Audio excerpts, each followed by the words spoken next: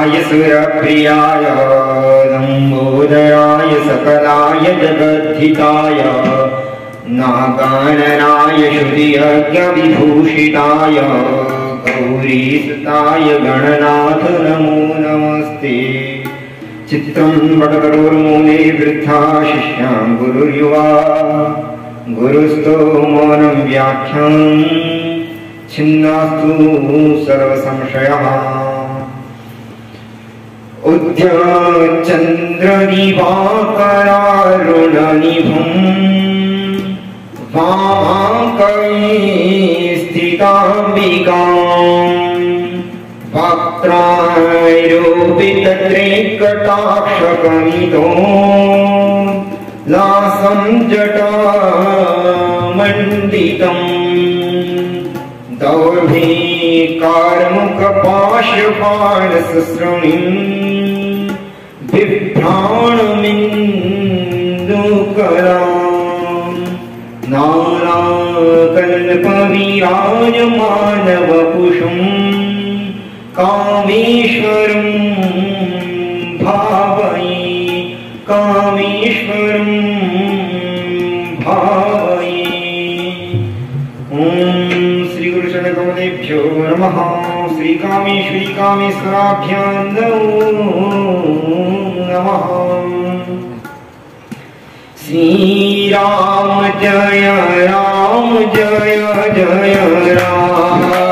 श्री राम जय राम जय जय राम। श्री राम जय राम जय जय राम। श्री राम जय राम जय जय राम। श्री राम जय राम जय जय राम। श्री राम जय राम जय जय राम। श्री राम जय राम जय जय राम। श्री राम जय राम जय जय राम। श्री राम जय राम जय जय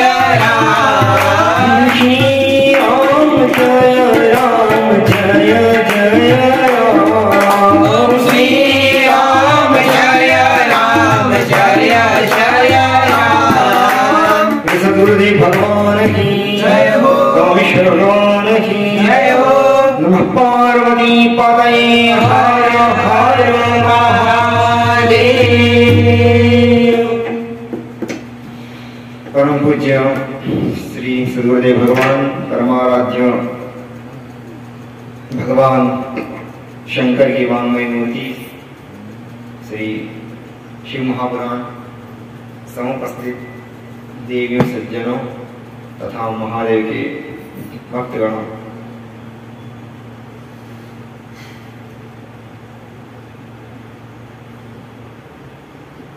कथा एक एक प्रसंगवश बढ़ते जा रही है। पहले जो है उन्होंने बोला कि मुक्ति के साधन बताइए। मुक्ति जो है आपने कहा कि वेदांत में मुक्ति का साधन बताया गया है कि श्रवण मनन निधिध्यासन। तो श्रवण मनाया मनन निधिध्यासन, परंतु वेदांत का मार्ग अतिकृष्ट होने के कारण उन्होंने क्या कहा कि जो है हम आपको एक सरल उपाय बताते हैं। वो जो है वेदांत का सार ग्रंथ जो है शिव महापुराण है। वेदांत वेद विलसत् परवस्तु गीतम। जो वेदांत में जिस परम तत्व का व्याख्यान किया जा रहा है उसी को जो है भगवान वेदव्यास जी ने गायन रूप में सुंदर और सभी कलयुग में जो है कलियुग ग्रसे धर्म सब लुप्त भये सदग्रंथ। कलयुग में महाराज जो है धर्म धीरे धीरे कमजोर हो जाएगा और जो सदग्रंथ है वो भी जो है कम होते जाएंगे। क्यों महाराज सदग्रंथ कैसे कम हो जाएंगे? तो आप कहते हैं वेद है नाम क्या। तो जो है वेद शास्त्र को जो आदमी कंठस्थ करता है पढ़ता है तो उससे उसका संरक्षण होता है। अभी आप वर्तमान में देख लीजिए मध्य प्रदेश में आप जो है कहीं चले जाइए वेदांत न्याय शास्त्र पढ़ने के लिए तो आपको कोई नहीं मिलेगा। वेद पाठी भी केवल जो है वेद को जो है काशी ही जो है शास्त्र की राजधानी मानी जा रही है। काशी में ही जो है संपूर्ण वेद शास्त्र करते हैं, उसके बाद फिर जो है नहीं के बरोबर। तो कलयुग विग्रसे धर्म सब लुप्त भय सदग्रंथ। कलयुग में जो है प्रत्येक ब्राह्मण क्षत्रिय वैश्य शूद्र स्त्री पुरुष पुत्र सब जो है अपने धर्म से विहीन होने लगेंगे। तो ऐसे जो जीव हैं उनका जो है कल्याण कैसे होगा, जहाँ पर जो सदग्रंथ भी प्राप्त ना हो तो उनका कल्याण कैसे होगा। तो उसके लिए फिर उन्होंने बताया कि हम जो है आप श्री महापुराण बता रहे हैं, उस पर जो है आप श्रवण मनन निधिध्यासन का हिसाब जो है श्रवण कीर्तन मनन इसके द्वारा जो है आप अपनी मुक्ति को प्राप्त कर सकते हैं। और हम लोग का उद्देश्य क्या है, मुक्ति ही प्राप्त करना है। पुरुष का उद्देश्य क्या है, परमानंद की प्राप्ति है। तो परमानंद की प्राप्ति उस जो है भगवान परमेश्वर हम आत्मस्वरूप का बोध करना चाहते हैं, तो वो कैसे हो, तो उसके लिए उन्होंने कहा श्रवण कीर्तन मनन, इसका जो है आप इसका सहारा लें। वो श्रवण कीर्तन मनन के बारे में उन्होंने बताया। और फिर उसके बाद उन्होंने कहा कि अगर आप ये भी नहीं कर सकते तो अंतिम में जो है उन्होंने कहा कि आप जो है महादेव की उपासना करिए। फिर महादेव का पूजन उन्होंने बताया कि महादेव का पूजन भी दो प्रकार से होगा, एक शिवलिंग के माध्यम से होगा और दूसरा मूर्ति के माध्यम से होगा। अंतिम उपाय जो है, अगर आप महादेव का पूजन शिवलिंग के स्वरूप में करते हैं या अथवा मूर्ति के स्वरूप में करते हैं, परंतु कैसे कर दीजिए, श्रवण कीर्तन मनन के द्वारा करिए। अब जो है वस्तु को समर्पित आज हम लोग कर रहे थे, भगवान को चढ़ा रहे थे दूध दही घी शक्कर से। तो जो है एक जो भी आप वस्तु समर्पित कर रहे हैं तो समर्पित कैसे करना है, तो उनके लिए उन्होंने विधि बताई कि पहले जो है उनका ध्यान करिए, ध्यान करने के बाद उनका आवाहन करिए, उनको बुलाइए, और जब वो आकर बैठ जाए तो फिर उनका स्मरण करके उनकी जो योग्य वस्तु है जो वो स्वीकार करना चाहते हैं वो शुद्ध हो। उसके बाद जो है आप प्रेम से श्रद्धा के साथ जो है उनको वस्तु समर्पित करिए, क्योंकि वो जो है वो आपका भाव ले रहे हैं, वो वस्तु के भूखे नहीं, वो आपका भाव के भूखे हैं। अगर आपका भाव जैसा रहेगा वैसे जो है वो वस्तु स्वीकार करेंगे। भाव का भूखा हूँ मैं, भाव ही बस सार है, प्रेम से मुझको भजे जो उसका बेड़ा पार है।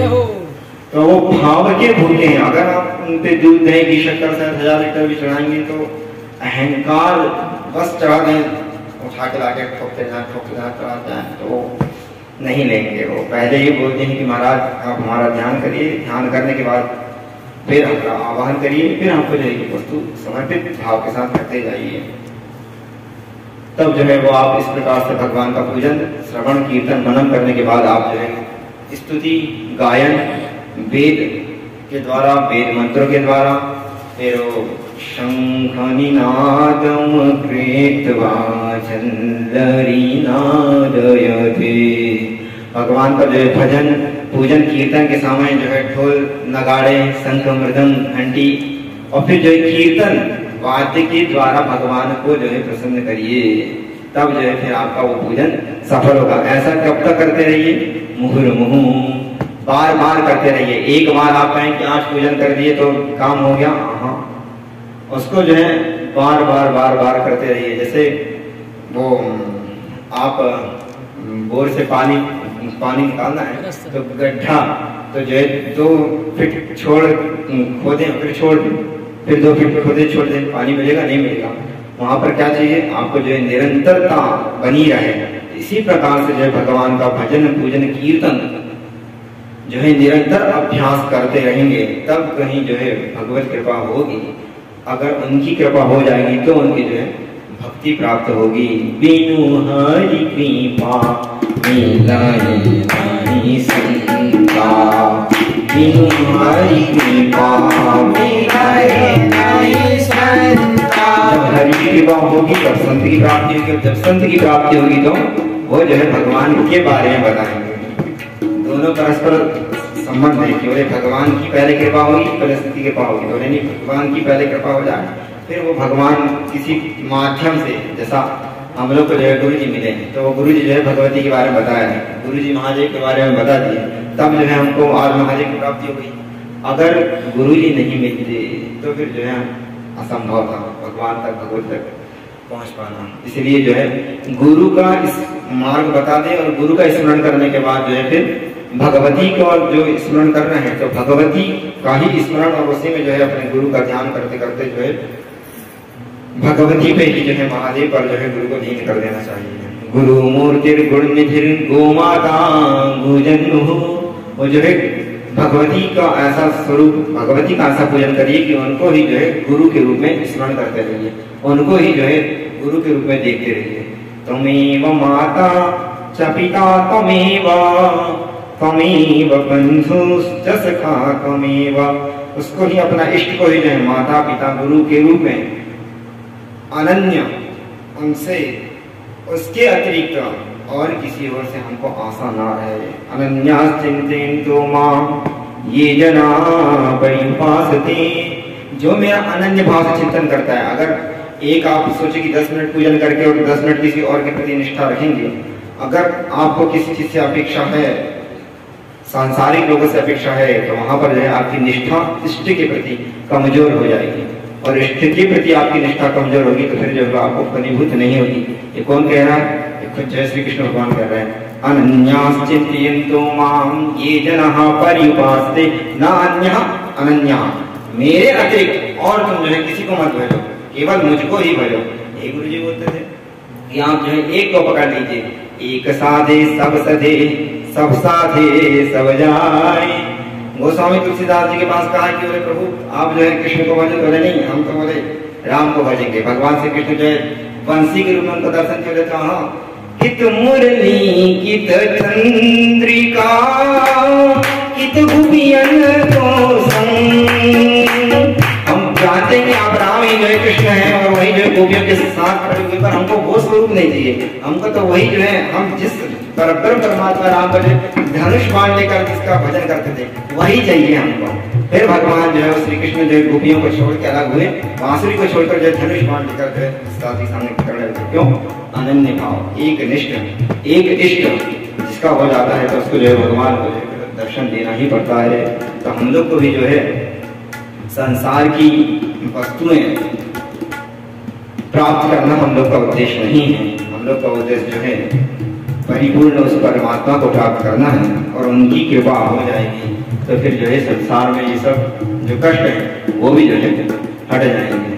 अगर एक बार भगवान की जो है ध्रुव को महाराज यही वो बोलते हैं कि बोले आप जो है भगवान का स्मरण कर लो, भगवान एक बार नारायण को पकड़ लो, एक बार अगर नारायण को तुमने पकड़ लिए तो तुम जो है चक्रवर्ती सम्राट, ये पूरा तुम्हारे पिता का राज नहीं, पूरे जो भूमंडल के राजा तुम हो जाओगे।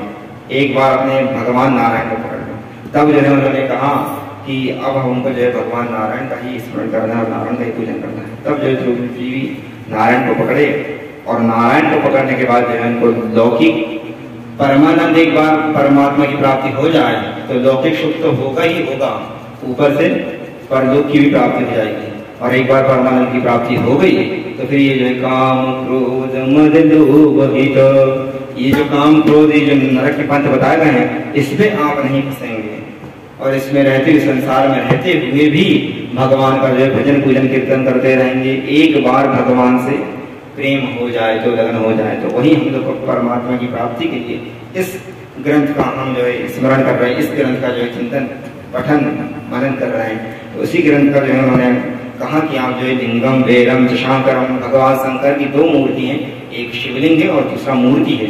तो आप शिवलिंग का पूजन करिए अथवा मूर्ति का पूजन करिए, दोनों का पूजन आप करिए और निरंतर साधना करते रहिए, तब जो है भगवान की महादेव की कृपा हो जाएगी तो आपको जो है परमानंद की प्राप्ति हो जाएगी। तो फिर उस पर उन्होंने कहा कि इसकी उत्पत्ति कैसे हुई वो बता दिए। इसकी उत्पत्ति जो हुई ब्रह्मा और विष्णु तयोर्मध्ये निराकरण तयोर्मध्ये निराभिमान, उन दोनों ब्रह्मा और विष्णु के अभिमान का निराकरण करने के लिए जो है एक स्तंभ अग्नि के स्वरूप भगवान महादेव जो है शिवलिंग के विषय में जो है बहुत सी ऐसी भ्रांति है कि शिवलिंग के विषय में लोग बात कुछ कहते हैं, परंतु यहाँ पर उन्होंने कहा कि शिवलिंग जो है लिंग अर्थात चिन्ह होता है। तो जो है ज्योतिर्मय उस निर्गुण निराकार का चिन्ह जो है लिंग कहता आ रहा है। और वो लिंग किसका है? तो वो जो शिव का है। शिव का चिन्ह ही शिवलिंग कहलाता है। तो वो शिवलिंग की उत्पत्ति कैसे हुई? इन दोनों के अभिमान को नष्ट करने के लिए हुई। इन दोनों के अभिमान को नष्ट करने के लिए बीच में एक स्तंभ खड़ा हुआ। फिर जो है सभी देवता जब ब्रह्मा और विष्णु का जो है युद्ध आपस में होने लगा, टकराव होने लगा, तो फिर जो है देवता लोग विष्णु जी के महादेव के पास जाते हैं और उनको जो है क्षमा याचना करते हैं, प्रार्थना करते हैं। तब भगवान महादेव प्रसन्न होकर बोलते हैं कि हम सभी लीला ब्रह्मा और विष्णु का जो है युद्ध देख रहे हैं, आप लोग चिंता मत करिए, आप सभी लोग जो है युद्ध स्थल पर पहुंचिए। और महादेव भी जो है अपनी बारात के साथ लेकर जो है युद्ध स्थल पर जो है पहुंच रहे हैं। तो भगवान महादेव जब युद्ध स्थल पर पहुंचते हैं तो बोलते हैं चित्रध्वज व्यजन चामर पुष्पवर्षम। भगवान जो है जब चल रहे हैं तो अनेक प्रकार के जो है चित्रों के साथ हैं, जो है सभी गण नंदी भंगी शंगी वो जो है वो इनको पंखा बुला रहा है, अमृत से जो है ऊपर से जो है पुष्प की वर्षा हो रही है। संगीत नृत्य निवहैरपि वाद्य वर्गैः। भगवान जो है महादेव के साथ जितने गण चल रहे हैं वो नृत्य करते हुए जो है उनके पास पहुंच रहे हैं, वाद्य यंत्र को जो है वो बजा रहे हैं। फिर बोले सम्मानिता पशुपति परया च देव्या। भगवान महादेव को जो है बुलाएं तो उन लोग जो है ससम्मान पूर्वक जो है देवता लोग वहां पर पहुंच रहे हैं। साकं तयोः समर भूमि मगात ससन्नैः। भगवान जो है समर मतलब युद्ध भूमि, उस युद्ध भूमि में जो है ससम्मान के साथ जो है महादेव पहुंच रहे हैं। अब जैसे ही महादेव भगवान के पहुंच रहे हैं तो वहां युद्ध मंडल में, युद्ध समर क्षेत्र में दूर से महादेव देखते हैं तो वो जो है शांत हो जाएंगे। भगवान दूर से युद्ध को देखकर शांत हो जाते हैं और उनके जो देवता गण वगैरह हैं वो भी जो है शांत हो जाते हैं। और भगवान महादेव आकाश में छुप जाते हैं और देखते रहते हैं कि बोले जहां पर झगड़ा हो वहां पर बीच में नहीं जाना चाहिए। तो ये ब्रह्मा और विष्णु का झगड़ा, और ये हमारे को अभी तो समझेंगे नहीं, अभी अभिमान का झगड़ा है। और जहां पर अभिमान होता है तो वो जो है किसी की नहीं सुनता है। जब अभिमान होता है, जिसका पूर्ण जो अपने आप को मान लिया है, तो वो जो है फिर कहीं नहीं झुकता है। फिर उसको ऐसे लोगों को ज्ञान नहीं देना चाहिए। कहते ना गुरु के पास जाए तो जो है पूरा कागज की तरह जाना चाहिए। पहले ही आप कहेंगे कि महाराज हम सब कुछ हम भी जानते हैं, थोड़ा सा हमको ज्ञान दीजिए, तब फिर जो है गुरु ज्ञान भी देगा तो उतरेगा नहीं। इसीलिए जो है वहाँ वो कह रहे हैं कि ब्रह्मा और विष्णु अभी ये अभिमान से युद्ध कर रहे हैं, तो अभी इन लोग के बीच में जाना उचित नहीं है। तब जो है भगवान आकाश में देखते रहे और जैसे ही जो है ब्रह्मा और विष्णु अपनी जो है दोनों सेनाओं के साथ युद्ध करते हुए जो उनकी सेनाएं सभी मारी गई और जो है दोनों अंतिम में एक लक्ष्य कर ली कि हम जो है प्राण, इसका प्राण ले लेंगे, ये हमारे प्राण ले लेंगे। पहले वाक युद्ध हुआ, दोनों से वाक युद्ध होते होते हाथापाई हुई, हाथापाई होते होते में अब जो है या तो तू रहेगा या हम रहेंगे। अभिमान यही बोलता है, या तो कुर्सी में तुम बैठ जाओगे तो हम बैठेंगे। तो अब यहाँ पर वो बोल देंगे तो तुम रहोगे या हम रहेंगे। इधर इन्होंने जो है पाशुपात जो है बाण का संधान करा और जैसे ही जो है इधर छोड़ने ही वाले थे तब जो है वो तेज कुंज अग्नि का स्वरूप महादेव का जो है दैदीप्यमान अग्नि जो है उनके सामने प्रकट हो गई। और देखते ही देखते जो है वो विशाल निजम निर्गुणम निरविकल्पम निरीहं निजम निर्गुणम निरविकल्पम निरीहं चिदाकाशमाकाशमासं भवेहं चिदाकाशमाकाशमासं भवेहं। आकाश में ही छुपकर महादेव सब लीला देख रहे थे और जो है जब उनका ऐसा हुआ तो वो निर्गुण निराकार जो है महादेव दैदीप्यमान स्वरूप धारण करके नीचे से लेकर ऊपर तक पहुंच गए। अब जो है उन दोनों को झगड़ा, उन्होंने कहा कि हम दोनों आपस में बाढ़ में निपटेंगे, पहले जो बीच में जो ये खड़ा हो गया है पहले इसी को देख लीजिए कहाँ से प्रकट हो गया है और इसको बीच से अलग कर रहे हैं। हम दोनों के बीच हम दोनों आपस में बात कर रहे हैं और बीच में ये खड़ा हो गया तो इसको पहले अलग करो। अब अभिमान तो था तो उन्होंने कहा ठीक है तुम ऊपर चलो हम नीचे चलते हैं। तो एक जो है महाराज शिवलिंग को उस दैदीप्यमान अग्नि स्तंभ को खोजने के लिए एक जो है चोटी तक गया और जो है भगवान आवयोर मिश्रयोर ओम तत्र कार्यमेकं न संभवेत्। हम दोनों अब यहाँ पर भी एक युक्ति बता रहे हैं कि अगर जो है आपको कोई कार्य करना हो तो आपस में भले आपकी शत्रुता हो, परंतु जब अगर आपको किसी दुश्मन को मारना है तो आप दोनों एक हो जाएंगे। आपके आपस में भाइयों में बंटवारा हो और पड़ोसी अगर जो है आपके ऊपर आक्रमण कर रहा है तो भाइयों को चाहिए कि पहले उस पड़ोसी से निपटने के लिए एक हो जाएं और एक होने के बाद उस पड़ोसी से निपट लें, फिर उसके बाद आपस की वार्तालाप जो भी होगा देखा जाएगा। तो यहाँ पर जो है भगवान विष्णु कहते हैं कि देखो अभी यहाँ हम दोनों के बीच में एक आ गया है तो पहले हम इससे निपट लेते हैं इसके, और ये कार्य केवल मैं अकेला नहीं कर सकता, तो इसीलिए ब्रह्मा जी मुझे चाहिए कि आप भी थोड़ा सा हाथ बटा दीजिए अपना, क्योंकि आपकी और हमारी दोनों की समस्या है। तो बोलते हैं आवयो मिश्रयो तत्र कार्यमेकं न संभवे इत्युक्त्वा सूकरतनुः विष्णुः तस्यादीमीयवान्। इस प्रकार भगवान विष्णु जो है सूकर का रूप धारण करके और जो वो दैदीप्यमान अग्नि का स्तंभ उसके जो है नीचे जाने का प्रयास करें भगवान विष्णु। और ब्रह्मा जी तथा ब्रह्मा हंसतनु तदंतम वीक्षतम ययो।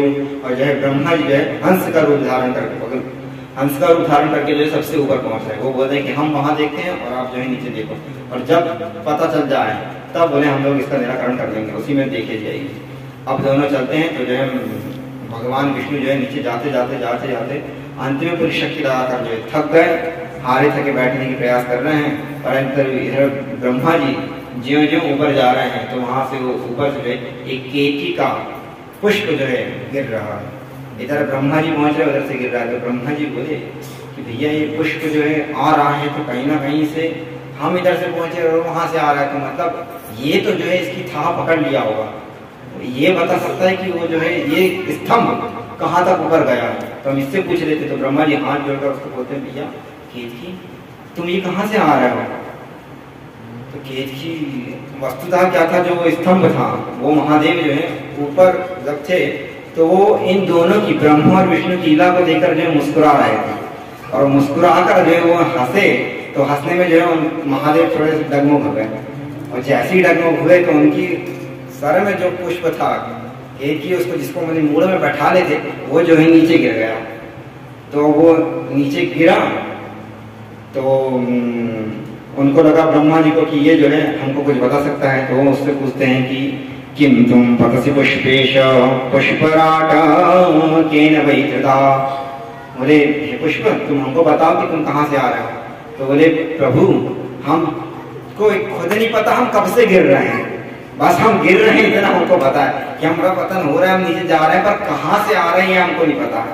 और वो महादेव के पास से आया तो एकदम सुगंधित था और एकदम दैदीप्यमान, जो जिसके पास रहता है उसकी ऊर्जा उसकी आभा तो उसके पास रहती ही है। स्थान का प्रधान होता है।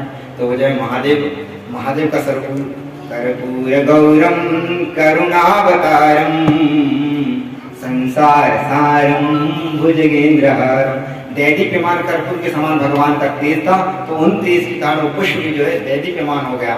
और महादेव का अभी आप लोग इत्र लगाएं तो वही इत्र स्वामी जी हम लोग पूजन करते हैं तो कभी कभी लोग उनसे सोचते कि आपके वस्त्र जो बड़े सुगंधित हैं। अब हम लोग का इत्र नहीं लगाते हैं, इन हाथों से में इत्र देके भगवान की सेवा करते हैं और उनके हाथ से जो धूप दीप का जो होता है वो कपड़ों में आ जाता है। तो भगवान के पास रहने से जो है वो जो है सुगंध आ जाती है। तो केतकी भी उसमें पुष्प में सुगंध थी, तो बोला कि निश्चित रूप से भगवान का दर्शन किसी न किसी दर्शन करके आ रहा है। तो ब्रह्मा जी बोले कहाँ से आते हैं महाराज, हमको नहीं पता, हम तो जो गिर रहे हैं बस कहाँ से गिर रहा है पता नहीं। तो ब्रह्मा जी बोले देखो हम भी वहां खोजना चाह रहे हैं और हम जहां तक पहुंचे हैं उससे तुम 10 गुना 1000 गुना ऊपर से तुम आ रहे हो। तो जब तुम भी उसको नहीं खोज पाए और हम भी थक चुके हैं तो बोले अपन जो है थोड़ा कंप्रोमाइज कर लेते हैं, हम जो कहें वो तुम कर देना और हमारे पास जो है सत्ता है तो हम तुम जो मांगोगे वो हम तुमको दे देंगे, बस थोड़ा सा तुम्हें झूठ बोल देना। नीचे हमारा जो है प्रतिद्वंदी विष्णु है, हम उसको बोलेंगे कि हमने लेंगे खोज दिए, हम बोलेंगे तो हम जीत जाएंगे और वो हार जाएगा, और जैसे ही हम जीते राजा बने तो आधा राज तुम्हारा आधा हमारा। तो केतकी भी बोला ये ठीक है महाराज, वहाँ थोड़ा बहुत वो इधर उधर करा पर ये चतुर सुजान थे तो इनने बोल दी कि देखो थोड़ा बहुत तो चलता है, झूठ फरेब जो है बोलने में कोई दिक्कत नहीं है। इस प्रकार से जो है उन्होंने उसको समझाया बुझाया और जो है वो साक्षी बनने को तैयार हो गया। बाद में वो बोलते हैं कि आपत्ति काले मर्यादा नास्ति। ब्रह्मा जी बोलते हैं कि अगर आपत धर्म ऐसे होता है, कभी अगर थोड़ा कष्ट हो तो झूठ बोल देना चाहिए, झूठ बोलने में कोई पाप नहीं।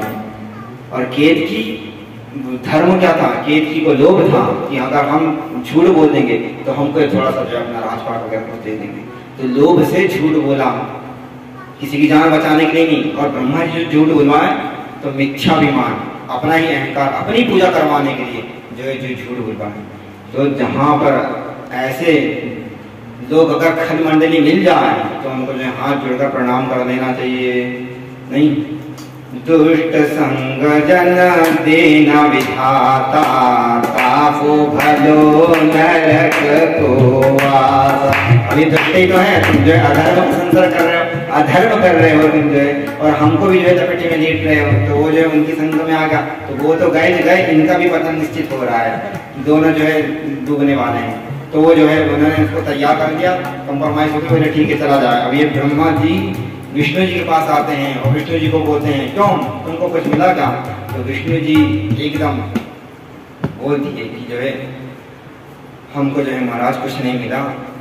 स्तंभाग्रमेत समुदीक्षितम हरे तत्रैव साक्षी ननुकेतकम कृतम। वो बोलते महाराज हमको तो कुछ नहीं मिलता, और ब्रह्मा जी बोलते कि ये साक्षी, मैं केतकी का पुष्प लेके आया हूँ और मैंने जो है अग्रभाग देख चुका हूँ, और आप जो है इस केतकी का पुष्प प्रमाण आज वर्तमान में यही हो रहा है। आप जहाँ उल्टा सीधा काम कर दो, बस न्यायालय में प्रमाण होना चाहिए।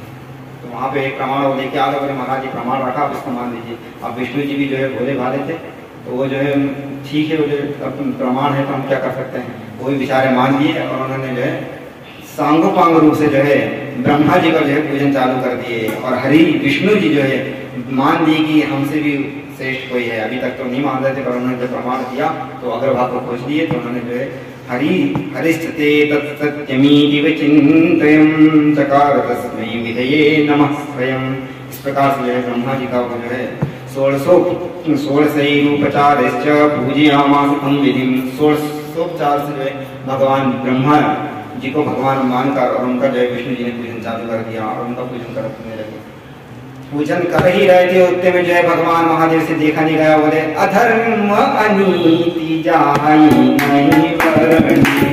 भगवान महादेव देखे बोले अधर्म कर रहा है, नीति कर रहा है, सठ खल नहीं का दुष्ट मेरे ही भक्त को जो है भगवान विष्णु के साथ छल कर रहा है। तब वो जो है वहां पर प्रकट हुए महादेव, और फिर उन्होंने जो है बोलते हैं भगवान विष्णु खड़े हुए, तो वो जो है भगवान विष्णु जो महादेव का स्तुति करते हैं, बोलते हैं आद्यंतहीन वपुषे त्वयि मोह बुद्ध्या। हे प्रभु, हम जो है आपका आदि और अंत नहीं जानते हैं। ये बात हमको पता है कि आप जो है अनादि हैं, परंतु मोह जहाँ पर जो है लोभ होता है तो आदमी की जो बुद्धि भ्रष्ट होती है। काम एष क्रोध एष रजो गुण समुद्भवा महाशनो महापापा। ये काम क्रोध लोभ ये जो रज है, ये जो है महाशन मतलब महा खाने वाला है, आपकी बुद्धि को भ्रष्ट कर देगा। और जैसे ही आपकी बुद्धि भ्रष्ट हुई तो आप सद असत का विवेक करना भूल जाएंगे, और आप सद असत का विवेक करना भूले तो निश्चित रूप से आपका जो है पतन निश्चित है। तो यहीं पर जो है शुरू में ही जो है उन्होंने कहा, सूत जी और सौनक जी का संवाद यही चालू होता है कि जो है हमारा सद असत का ज्ञान कैसे हो, हम लोग को सद्बुद्धि कैसे प्राप्त हो, उसके लिए जैसे महापुराण ग्रंथ हमारे बता रहे हैं कि तो बोलते हैं कि जहाँ पर जो है काम एष क्रोध एष रजोगुण समुद्भवा, रजोगुण के कारण काम के कारण जो है काम से जो है क्रोध की उत्पत्ति होती है। तो इसके कारण जो है वो विष्णु जी कहते हैं कि मोह बुद्धिया, मोह के कारण हमारी जो है महाराज बुद्धि भ्रष्ट हो गई, और हम ये जानते हुए भी कि आप जो है हमारी अनंत हो, फिर भी हम जो है अपने आप को श्रेष्ठ मानने लगे। भूयान जिम्मर से यह नाम कामनोत्था, कामना के कारण हम जो है आपको भूल गए। जहाँ पर कामना आती है तो वहाँ जो है वो काम क्रोध मद लोहित नाथ नरक के पंथ। अब यही कामना उत्पन्न हुई थी कि मैं सर्वश्रेष्ठ हूँ, यही कामना के कारण उनका पतन होने वाला था। ब्रह्मा जी का तो डाउन हो ही गए ब्रह्मा जी, और ये भी जो डाउन होने वाले थे, परंतु जा पर कृपा राम की हुई, मतलब इष्ट की कृपा जिस पर होती है तो वो जो है भगवान जो है अपने भक्त को बचा देते हैं। तो वो उधर तो ब्रह्मा जी डाउन हो गए, इधर विष्णु जी भी होने वाले थे पर विष्णु जी बच गए। तो भगवान को जो है हाथ जोड़कर बोलते कि महाराज हम मोह के कारण हमारी बुद्धि भ्रष्ट हो गई और हम आपको जानते हुए भी जो है आपके स्वरूप को भूल गए। सतम प्रसीद करुणाकर कश्मलम नौ मृष्टम क्षमस्विहितम भवदीव केन्या। हे प्रभु जो है आप मुझे क्षमा करें, मैं जो है आपका पूजन पाठ नहीं जानता हूँ और मुझसे जो अपराध हुआ उसके लिए मुझे क्षमा करें। यही भक्त का यही लक्षण है कि वो ये सब पूजन पाठ सब कुछ कर ले, परंतु ये बोले कि भगवान हम जो है कुछ नहीं जानते, सदा शरणागत रहे। शरणागत मतलब अपने आप को ये ना माने कि हम कर रहे हैं, मान लिया कि हम हैं तो फिर जो है सब गमे गम है, हम हैं तो सब गम है, जो एक ही रह पाएगा। अगर हम प्रेम की गली आती साकरी इसमें दो ना समाए। जो है गोपियों ने अपना शरीर सुध बुध खो बैठी श्री कृष्ण के प्रति, तब जो है श्री कृष्ण भगवान वहां पर करते हैं। और यहाँ पर ये बोले कि महाराज हम जो है कुछ नहीं है। जब ये शरणागत हो गए तब जो है महादेव प्रसन्न हुए। न जानामि पूजां न तो हम न जानामि योगं जपं नैव पूजां न जानामि योगं जपं नैव पूजां न तो हम सदा सर्वदा संभुतुभ्यं सदा सर्वदा संभुतुभ्यं। मैं प्रभु न पूजन जानता हूँ, न जप जानता हूँ, न तप जानता हूँ, और जो मैं सामग्री भी 1604 जो आपका पूजन करा वो भी नहीं जानता। इसमें भी निश्चित रूप से त्रुटि हुई होगी और जो भी कुछ मुझसे गलती हुई है उसके लिए मुझे आप क्षमा करें। इस प्रकार भगवान विष्णु जो है वो बोले मुझसे जो अपराध हुआ वो भी जो है मोह के कारण मैं जो है भ्रष्ट हो गया, उसके लिए आप मुझे जो है क्षमा कर दें। तब भगवान बोलते हैं ईश्वर हुआ, अच्छा ईश्वर कहते हैं कि बस प्रसन्नोस्मि हरे दस्तुम। हम जो है आपसे प्रसन्न हो गए हैं। क्यों? क्योंकि आपने अपनी गलती को स्वीकार कर दिया, आपने जो सत्य को स्वीकार कर दिया और उधर उन्होंने जो है सत्य को स्वीकार नहीं करा। उनसे एक तो अपराध हुआ और अपराध को ढांकने के लिए उन्होंने झूठ का सहारा ले लिया।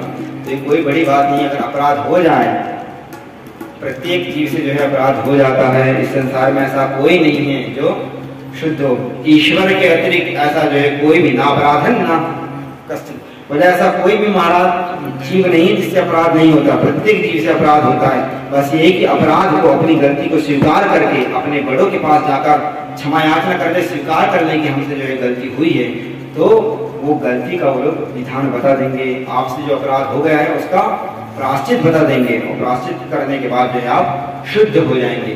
तो यहाँ पर विष्णु जी बोलते कि हमसे अपराध हो गया है तो हम क्षमा चाहते हैं। तो भगवान देवादिदेव महादेव तो फिर जो है आशुतोष तुम अवडरधानी, वो भगवान आशुतोष है, वो जो है बड़े जल्दी ही प्रसन्न हो जाते हैं। और वो जो प्रसन्न हो गए और भगवान विष्णु बोलते आप चिंता मत करिए, हम आपसे प्रसन्न हैं क्योंकि आपने अपनी गलती को स्वीकार करके और हमारी शरण में आ गए हैं। तो भगवान विष्णु से तो यहाँ पर महादेव प्रसन्न हो गए और अब बारी इसकी है ब्रह्मा जी की और केतकी की है। तो अब उनकी बेइज्जती होने वाली है। अब उनको क्या दंड देंगे ये हम लोग देखेंगे कब। अभी हम भगवान विष्णु महादेव की स्तुति कर रहे हैं तो हम लोग भी स्तुति करके और जो उनके शरणागत हो जाए। शिव शिव शंभु हर हर महादेव, शिव शिव शंभु हर हर महादेव, शिव शंभु हर हर महादेव, शिव शिव शंभु हर हर महादेव, हर हर महादेव शंभु काशी विश्वनाथ गंगे, हर हर महादेव शंभु काशी विश्वनाथ गंगे, काशी विश्वनाथ गंगे मामा कामेश्वर संगे, काशी